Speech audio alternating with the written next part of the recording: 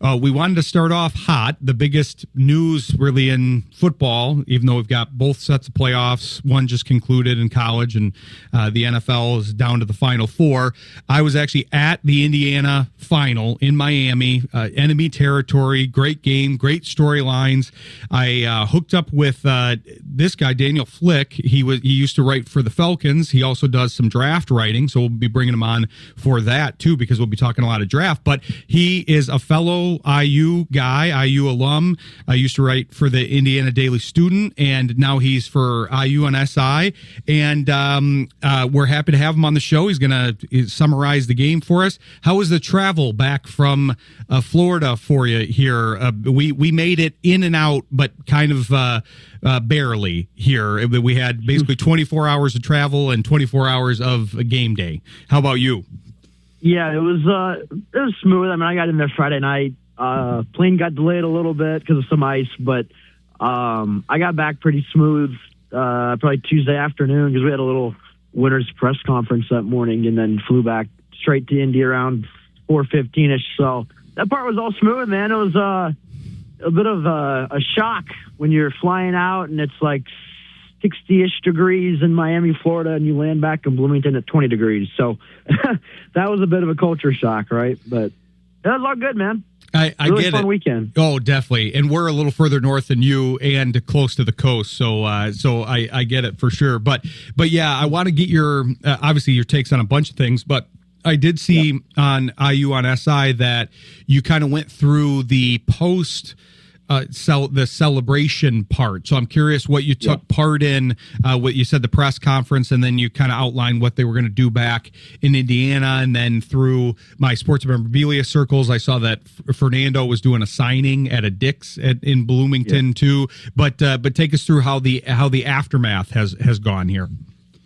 Yeah, it was, man, so I think the game went final a little bit before 11:20 p.m. that night. And then, they were on the field for, goodness, close to an hour afterwards with, a lot of songs being played, a lot of songs being sang around Hard Rock Stadium. Locker room opened for us around like 12:10, 12:20. But I mean, it was a party on the field, and there was a very big party within that locker room too. I mean, they were just smoking cigars and blasting music. And I mean, a lot of those guys called it like the greatest night a lot of them have, had alive. So it was kind of just trying to capture that, of trying to find a way to put into words so many incredible scenes, like a lot of guys, crying and hugging each other, and a lot of I love yous in that locker room too. Like, I mean, it was a very emotional night for a lot of those guys. So it was kind of trying to capture that. And then, we're up until the wee hours of the morning. I didn't sleep that night, so I went straight through. It's really funny, like when they had the winners press conference that morning, I was kind of like there physically, but mentally I was half awake in all transparency, because it had been about 30-ish hours since I'd slept, probably 24 hours from the last time that I'd slept. So I was a little tired, but so it was cool. But and then a lot of it was just writing away, right? I mean, that morning also, like within 12 hours after the clock hit 0, you had Owings leave, you had a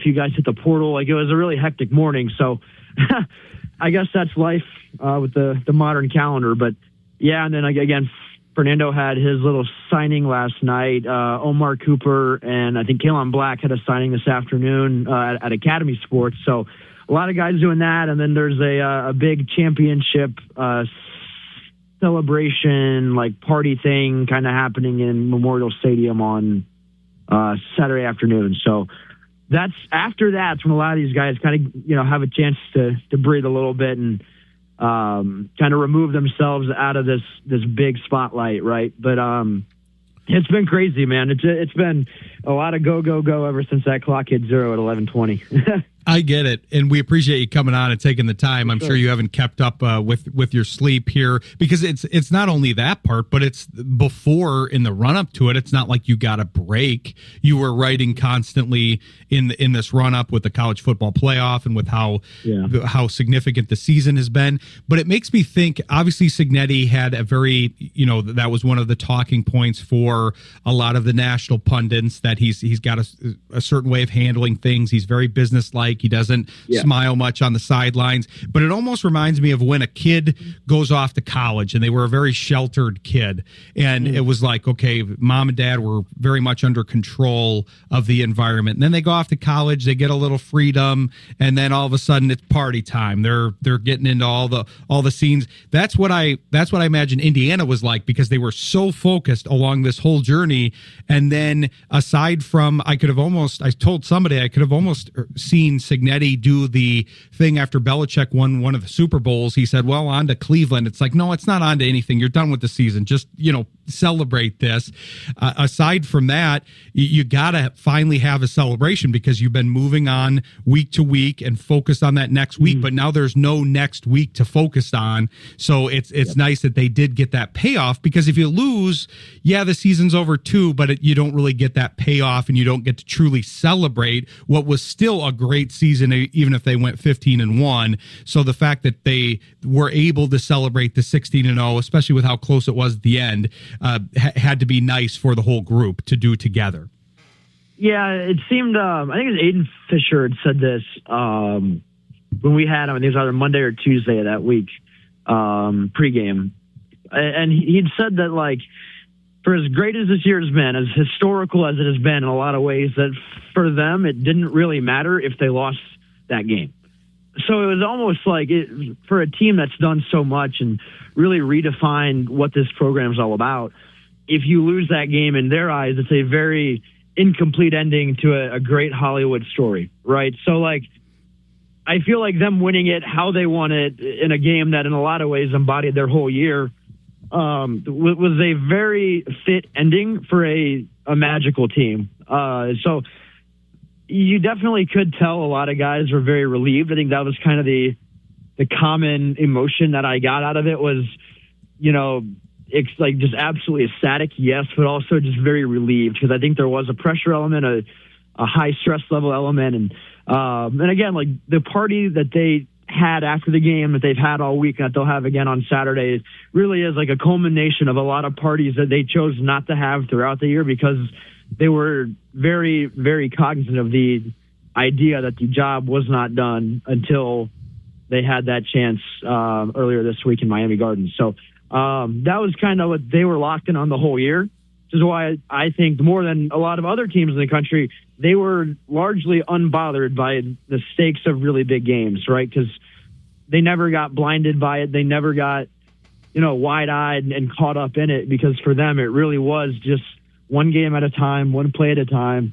And I think they were able to really compartmentalize that better than a lot of kids are. And it was really, really impressive. And again, I mean, I walked back by that locker room probably about 2 hours after I'd left it originally, and it still reeked of cigar smoke, man. So they lit it up in there for sure.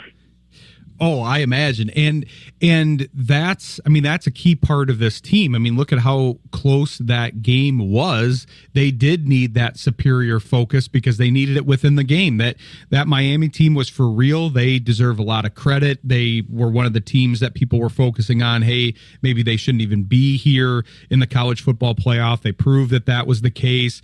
Their storylines abound here because you have the whole Mendoza family growing up. Both of Fernando's parents went to Miami. They were both athletes at Miami. He was not recruited. He was a 2-star. He was asked to be a walk-on. Then he progressed, and they wanted him in the portal. And he talked about that afterwards, but he basically said no because, hey, you had a chance. I was right down the street. You had a chance to get me initially. Indiana was more heavily interested in him. I'm sure the package offer was good in NIL as well. But he believed in Cignetti, and that all worked. But yeah, there were so many different storylines, but that has to be one of the better ones of the whole game, because that part especially is a storybook, even in how you have to be kind of amazed, Daniel, and how he handles the press. I mean, I know these guys are a little bit older. I know the average age of the team is a little bit older, and that's what Cignetti is focused on, getting some of these older guys in there. But I mean, Mendoza is extremely polished for still what's a pretty young guy, even if he's older as far as college goes. Yeah, 100%. I mean, he's also incredibly smart too, and I kind of think he's one of those guys also that he did an incredible job of not letting the Heisman stuff, like, really pull him away from the team or from the mission that all of them had prior to all of, even prior to week one. I mean, they were very intent on like, hey, we think we can win a chip, and as long as we're locked in, we really think this team has a shot at it. And so I think with Fernando, he kind of realized the chance that they had. I think he realized the Heisman was cool, but they still had larger aspirations than that. So he did an incredible job in that regard too. And it's funny because like a lot of the Heismaners before him had kind of struggled. I think the number before this year was the last maybe 20-odd Heisman winners were like right around 500 in postseason games after winning the Heisman. So a lot of them had really struggled with it, and he kind of just found a way to where it never really got to him. He was so steady, right? I mean, he didn't make any grave mistakes the entire playoff run, and whenever the moment rose, whenever he had to make the Heisman caliber plays, he always made them. Again, that's a large reason of why they won. Right, is like if you look at that last quarter in Miami Gardens, he makes the play, and Carson Beck throws a pick. Right, like I mean that's kind of what it came down to. Is one quarterback on one side had arguably the greatest play in school history, and the other one had a back-breaking INT. So again, that's kind of it. Really shows, I think, what Fernando, how he's wired. And again, there was never a moment with that team where they even began to sense that he'd left them behind. He was very much team-oriented, and really, even though he'd won the Heisman, even though he had all this, had all these eyes on him, all this Heisman pressure on him, he still handled it extremely well. He showed that all the way through, the team focus, even at the end. I mean, he did let an F-bomb slip. But other than that, he kept everything. You could tell that was very authentic. And like you said, he's smart. I mean, he was posting in LinkedIn after the championship. He's got a bright future, football and beyond. But I want to pick up with that and kind of the storyline thing and some of the aftermath of the IU championship here. But we'll come back with Daniel Flick of IU on SI and discuss some more Hoosiers championship football, which is a phrase that I never thought I'd say. So stick with us. You're listening to Shayne Graham's Extra Points on Jethro FM. Happy to come back here with Daniel Flick, the tired Daniel Flick, but he sounds good. We're talking IU and we're talking the championship. I wanted to go more into what you're talking about with the Mendoza thing, because we were talking about how it's a storyline. I mean, I imagine there will be a movie made out of this. I mean, there's a movie that's literally called Hoosiers, and this is a better storyline. No offense to Jimmy Chitwood and crew, but this is arguably a better storyline than that. The losingest football team in college football history. Not anymore, because Northwestern passed them, but he turns around and becomes the first really official 16-win team. Apologies to the 1893 Yale team or whatever, but they didn't play all college opponents. I'm not going to count that. But but the fact that you have this quarterback with all those Miami ties, we were talking about all of that, but you mentioned the Heisman ceremony, and all I could think was, not only did you have a guy that won the Heisman, didn't lose focus, that's very rare. You talked about kind of the inverted relationship between winning the Heisman and then being able to stay focused and win the championship after that. All I could think of though is Diego Pavia sitting next to him, and the fact that he's out of central casting as the heel for the Heisman ceremony, because he was also a perfect juxtaposition to, oh, this is what it looks like when somebody's not handling this quite as graceful. Yeah, and again, I'm sure Pavia was highly interesting to cover for all those guys in Nashville, but yeah, I think again, like the way that Fernando, I'd heard this story. I think it was from Omar Cooper, said that when Fernando came in, like the Monday after winning the Heisman, he was extremely tired. Like I remember he talked to us, and I think he was kind of a tad sick and just looked really tired. But like he went around that whole team building that day, worked out with the team that morning, and then literally brought the Heisman to just about every person in the entire stadium. Like every person that worked for the team, every staff member, comms member, literally like pretty much everybody like got to see it, touch it, like he wanted to make sure that people realized that he understood that the award was, that he didn't win it on his own. And that's kind of the one thing that Cignetti tried to preach to him throughout the whole process, is like, this is not an individual award. Like your name might be on it, you might get the praise for it, but all these other people have helped you reach this point, have helped put this structure in place around you, have helped catch all your passes, have helped block for you, have helped run to where you have more chances to throw the ball against lighter boxes. Like, I mean, it's super interesting. I think he understood that very early on, and I think that's again a nod to not only him but the staff that's around him, and the way that he's able to kind of take their word, hear their word, and treat it like it's the gospel, right? Like he doesn't just hear things and block them out because he's the Heisman winner. He hears them, and when it's coaches, when it's the people who are there to help him, he listens to it. He wants their help. He wants to transfer what they're telling him and become better. So again, I think it's just a nod to him. And again, he's handled it all great. Like a lot of guys said that there was never really any doubt in their mind that he would struggle with the Heisman hype and all that stuff after he'd won it, just because of how he's wired and who he is as a guy.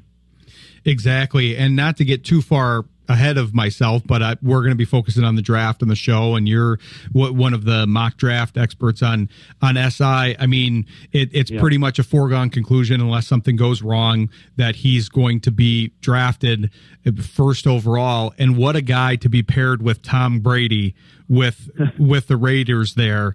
That's going to be really interesting if that's ends up being the pairing, because I don't know if I can foresee a better pairing than those two, and him having direct access to a mind like that, Brady having vested interest in him, and then seeing where that goes, because that like you said, he was very malleable. He came over from another program. He could have been set in his ways. He could have said, hey, I'm the big time transfer quarterback, I'm not worried about what you have to say, coach. But he obviously was not that. And now his future looks very bright, especially if that's going to be his mentor in the NFL. Oh, yeah. It's also, I think, for him a dream come true, because, he is a Miami product, but he grew up idolizing Tom Brady. Like, Tom Brady was his guy. When he was in the backyard and him and Alberto were playing one-on-ones against each other, it was usually Patriots and Dolphins. So, Fernando legitimately grew up like loving Tom Brady. Like that was his guy. And so, I think Fernando would be over the moon to have a guy like that in his corner, and I think he'd do a really good job with it all too. So, I'm kind of excited to see where that leads him. But I definitely think that the Raiders, among all places for him to have the mentorship that he could have, would be phenomenal for him.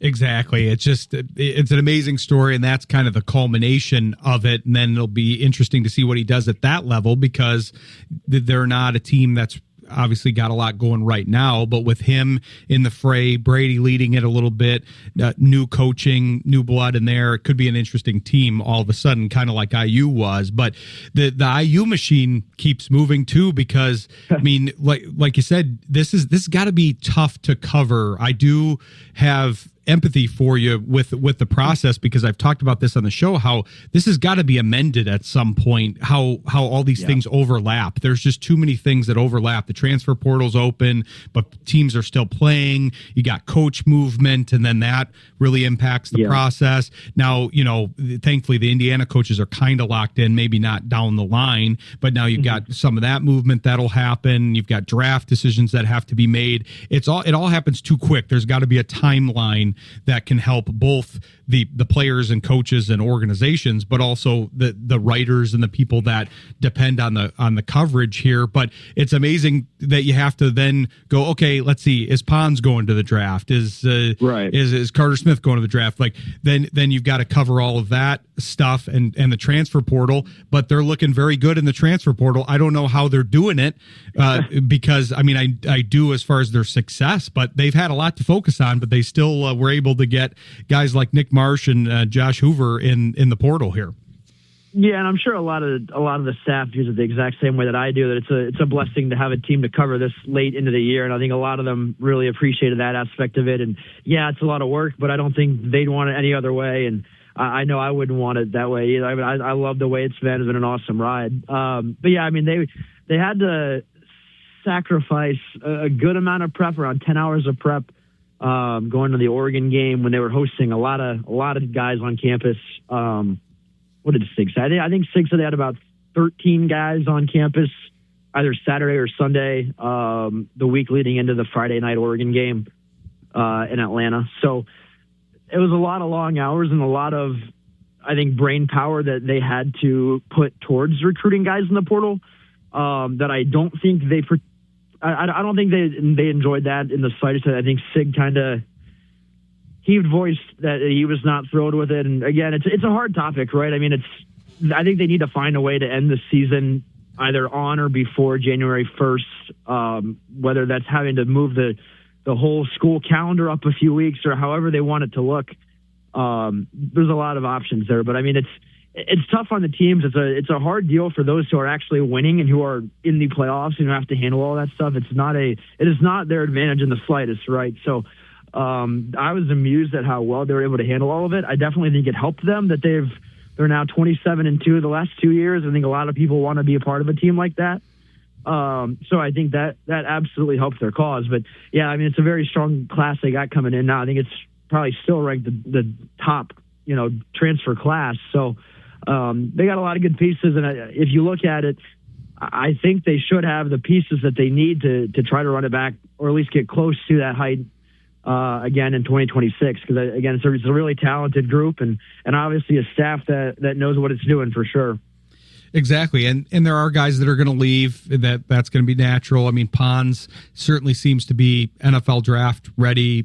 I saw you had an article about him declaring. I wasn't surprised about that. I was surprised that Smith decided to come back though. But there's going to be people that leave. I was a little disappointed that Alberto left though. That was who I wanted to stay. And I have a buddy that his 13-year-old is irrationally an Alberto Mendoza fan. He wanted him to start over Fernando the entire time. He didn't care that he won the Heisman. He didn't care about any of that stuff. So he's going to be very disappointed. But I would have liked to have seen what he would have done in an IU uniform. I get it. I get that that's the name of the game, especially with bringing in Hoover. But it would have been nice to have more years of Mendoza here.